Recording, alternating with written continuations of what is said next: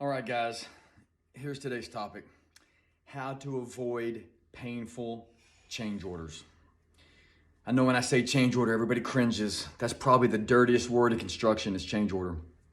And I would guess that it's probably the cause of more litigation, more liens on the property, more conflict, more just bullshit than anything else that we deal with in construction is the change order. Right? It's such a weird thing, and it's such an easy thing to avoid the bullshit that goes along with it. I got to tell you a quick side story.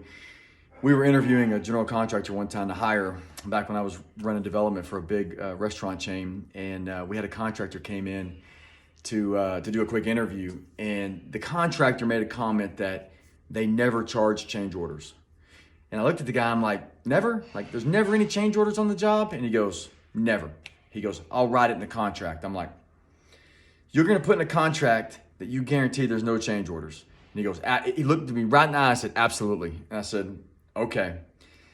I should have known at that point that there was gonna be trouble, because we went ahead and hired this company. They turned out to be one of the worst contractors we ever worked with. We ended up having to fire them off the job and supplement them and all that. But it's amazing how people have these stories around change orders, right? And this particular contractor, attacked that story with, we just don't charge them. Well, here's the bottom line. With any construction project, you're gonna have potential change orders. It's just a fact of life, right? Because construction is a game of problems. Construction is a game of conflict. Construction is a game of change. Things change on the job site. Things are discovered on the job site. Right? The city throws curveballs, the architects throw, changes, and the owners want different things, right? So change orders, potential change orders are a fact of life in construction. Now, how do you avoid the pain that comes along with it? Okay? It's simple. It's communication, right? It's transparency, right?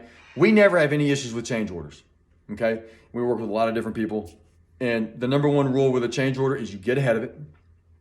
Okay, you notify everybody that we've got a potential change. We've got a potential impact that's going to have either time or cost ramifications, right? And we broadcast that to everybody that needs to hear it, in terms of architects, engineers, and owners. And what that does, before the costs or the time is incurred, it gives the right parties, whether it's the architect or the owner or the developer, whoever, or the construction manager, it gives those people control over the situation. Because here's the deal. The number one thing that pisses everybody off, whether it's general contractor to owner or it's subcontractor to general contractor, the number one thing that pisses everybody off about change orders is being surprised with a change order that has already happened, right?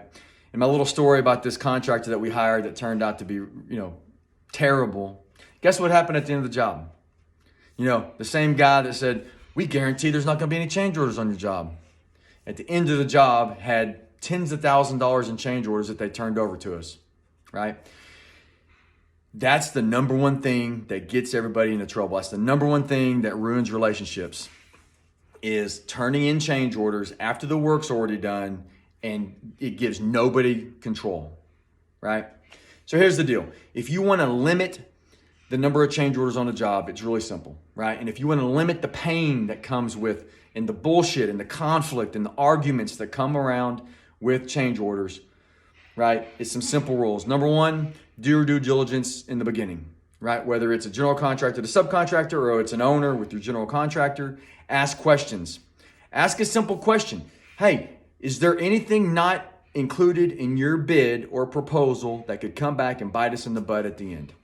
Make a list, right? You've looked at the plans, you've bid the project. Make a list of anything that you don't see in the plans or in the design specifications that could potentially have a cost impact down the line. Give those to us. That way, as the owner, I've got these potential things that could cause, a cost increase, right? And you could get with your architect or get with your engineers and mitigate that, have a solution to work around and not get the change order.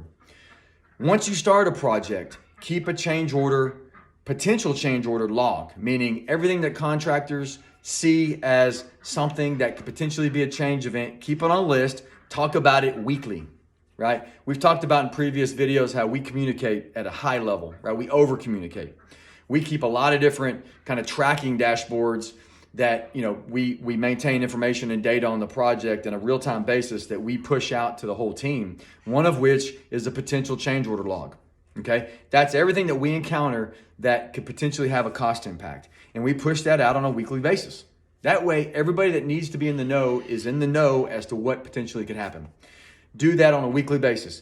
As an owner or an architect, on a weekly basis, when you're doing your OAC meetings or you're doing your update meetings, ask the contractor, hey, is there anything that you see that's going to come up that could potentially be a cost to us, right? Hopefully you've got a good contractor that's going to be totally upfront and transparent with you about change orders.